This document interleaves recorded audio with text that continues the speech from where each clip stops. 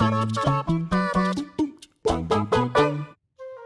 you're playing a survival horror game, you know exactly what you're getting. You're getting tension, you're getting massive amounts of fear of what's around the corner. You're probably going to get absolutely grotesque monstrosities that would love nothing more than to rip your face off.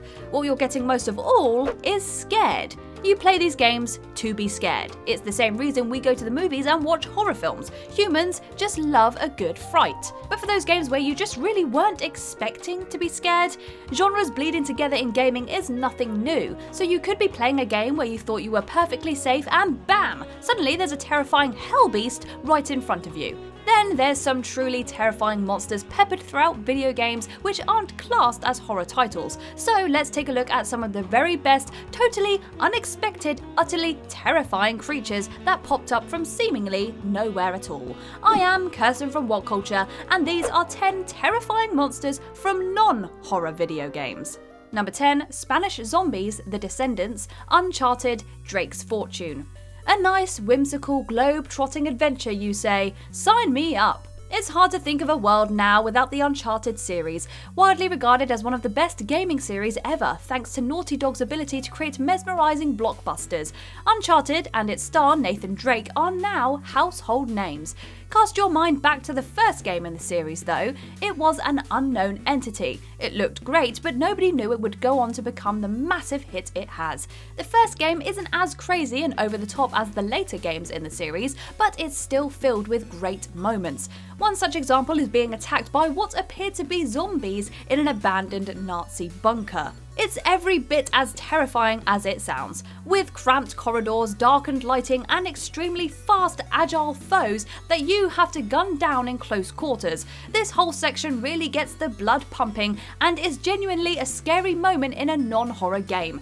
Add in the scary design of the zombies, the fact that they unsettlingly move on all fours, and the sounds they make. Number 9, The Sorrow, Metal Gear Solid 3, Snake Eater.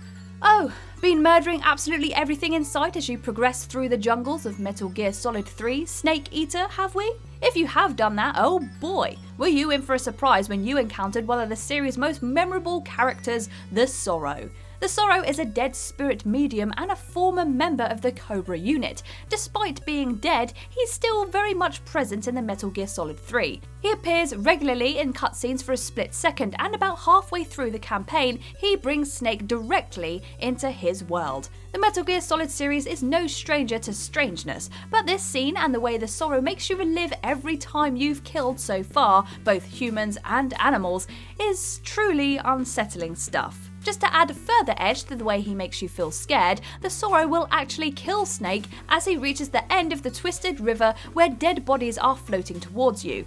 You have to then take a revival pill to wake Snake up. Of course, if you're doing a no-kill playthrough, it's not quite as scary. Kojima punishes those who kill for sport, apparently. Number 8, Mimics, the Souls series.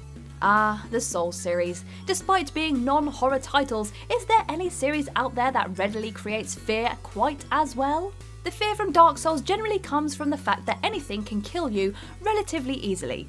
There are, however, quite a few genuinely unsettling monsters in the series. You could take your pick, really. The horrible gaping dragon from Dark Souls 1, basically anything that walks or slithers in Bloodborne.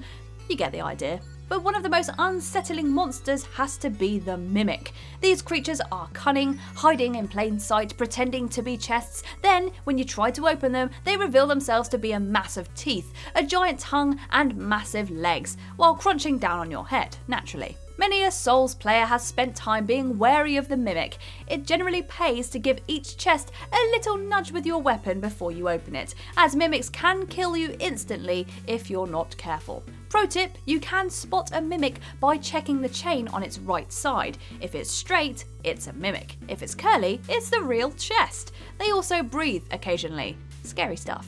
Number 7, REDEADS, the Legend of Zelda series. Undead? Check. Highly emaciated, with protruding bones? Check. Hideous mask with sharp teeth and a grimace? Check, check, and check again.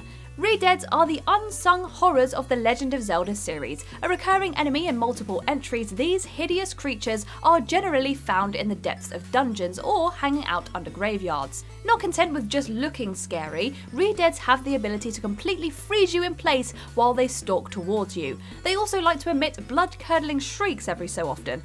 It's made even worse when they jump on you and start sapping your health. Perhaps even more scary is the thought of what on earth REDEADS once were.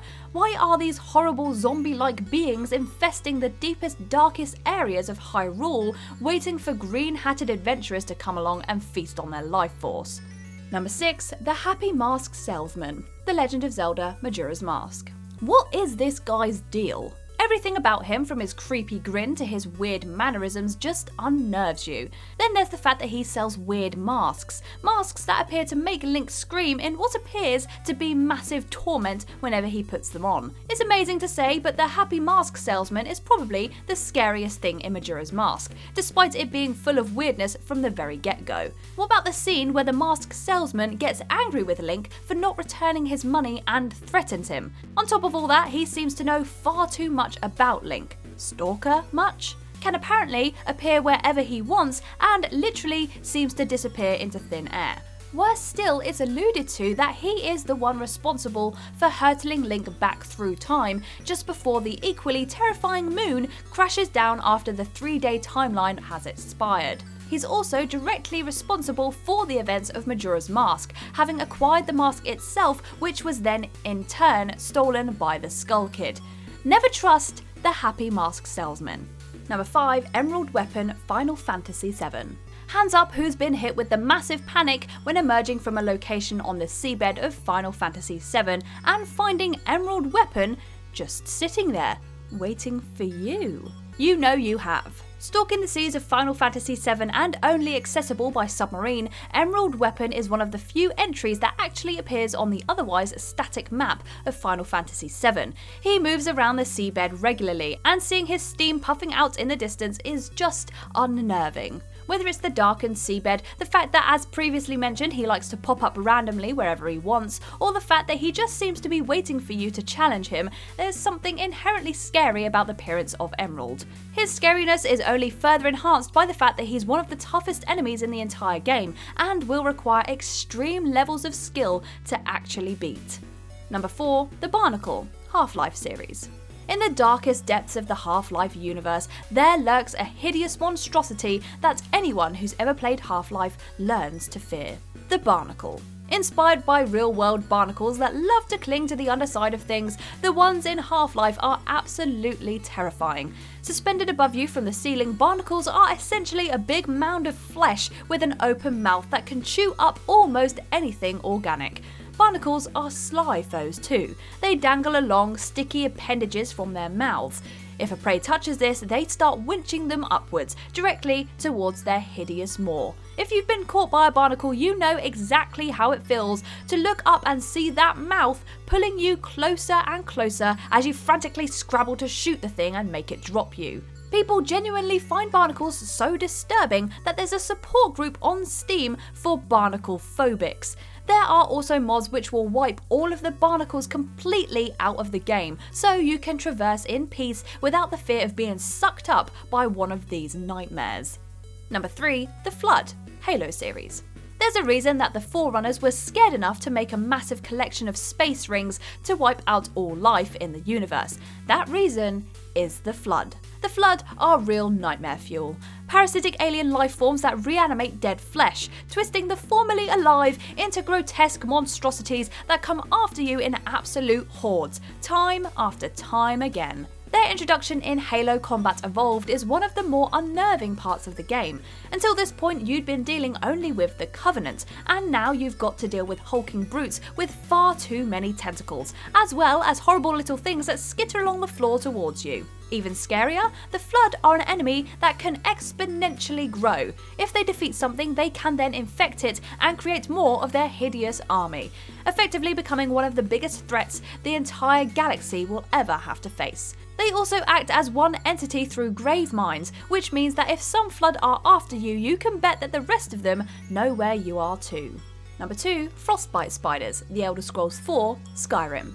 A lot of people don't like spiders in general, so when Skyrim came along and within minutes chucked a load of terrifying arachnids at you, it was genuinely scary. The frostbite spider is as a scary spider should be. Too many legs, too many eyes, massive pincers, weird hairy bits, and way too big for its own good. The standard ones you encounter throughout most of the game are bad enough, but there's a few even more massive versions of the horrible things that are truly the stuff of nightmares. The big ones really do like to just drop in on you from the ceiling as well, which is even worse. Having the fear of a giant spider around the corner, or occasionally just wandering around outside, really makes it all the more tricky for arachnophobes to wander the sprawling dungeons that exist in Skyrim. Got arachnophobia and struggle with these when Skyrim was first released? Don't try Skyrim in VR. Seeing them stalking towards you while you feel like you really exist inside the world, well, let's just say the VR headset was removed very, very quickly. Number 1, Vortex Queen, ECCO the Dolphin. Honestly, you could probably fill this one alone with scary things from ECCO the Dolphin. A game about a cute dolphin has absolutely no business being as utterly terrifying as it is. Whether it's the bleak open waters, the terrifying monsters that inhabit it, the awful screaming sound ECCO makes when he's hit, or just the unsettling soundtrack. Everything about ECCO was so ridiculously scary. The scariest thing of the lot though? Well, that honour goes to the absolutely hideous floating alien head that serves as the game's primary antagonist, and the game's last boss too. Yep, it's the horror that is the Vortex Queen. With a weird unhinged jaw and a penchant for trying to suck you in towards it, the ability to spawn terrifying alien vortex drones as well as terrifying sound design, everything about it is completely unsettling from the first time you see it. Even the fact that it takes place in what is essentially a black void under the sea makes this boss fight even more terrifying. And that's our list. What do you think of these terrifying monsters in non-horror video games? Leave us a comment down below and let us know. If you like this video, give it a thumbs up, and if you haven't already, that's right, click that subscribe button. But for now, I have been Kirsten from WhatCulture, and I will see you in the next video.